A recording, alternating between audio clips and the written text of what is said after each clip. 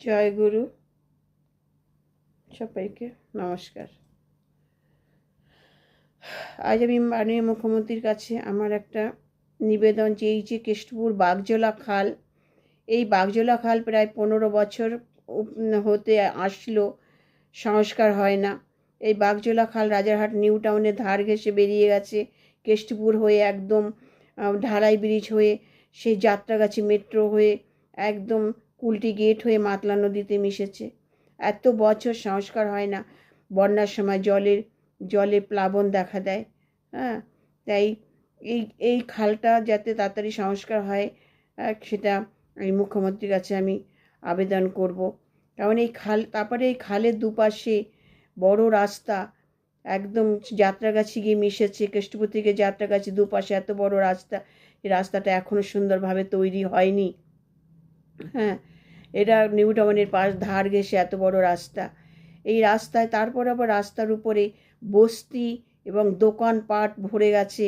হ্যাঁ, এত বছরের, মানে এখনও পর্যন্ত এই 15 বছরের মধ্যে এখনও এই বস্তি এবং দোকানপাট এখনও তোলা হয়নি। আর কিছু পরিষ্কার হয়েছে, কেষ্টপুর থেকে জগৎপুর পর্যন্ত কিছু পরিষ্কার হয়েছে। এখনও জগৎপুর থেকে মৃধা মার্কেট, এখনও এই দোকানপাট একদম বস্তি পরিষ্কার হয়নি। এখানে কি হয়, স্কুল টাইমটায় এত এই দোকানপাটের জন্য এখানে কোনো ফুটপাত নেই। স্কুল টাইমে ছাত্রছাত্রীরা স্কুলে যাওয়ার সময় ভীষণ বিপদে পড়ে, সাইকেল নিয়ে তারা যেতে পারে না, যা তেমনি অটোতে ভিড় তাদের স্কুলে পৌঁছাতে, সেটা সঠিক সময় তারা স্কুলে পৌঁছাতে পারে না। স্কুল টাইমটা প্রচুর ভিড়, আর এখানে প্রচুর যানজট।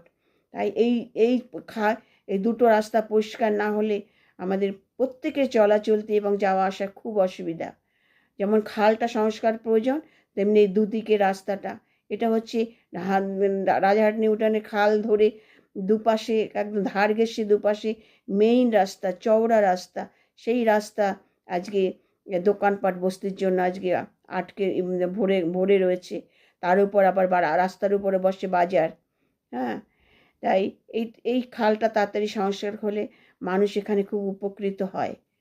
আজকে বন্যার সময় জল উপচে পড়ছে, কত বছর এই সংস্কার হয় না। আর বিশেষ করে এই রাস্তাটা হওয়া খুবই খুবই প্রয়োজন।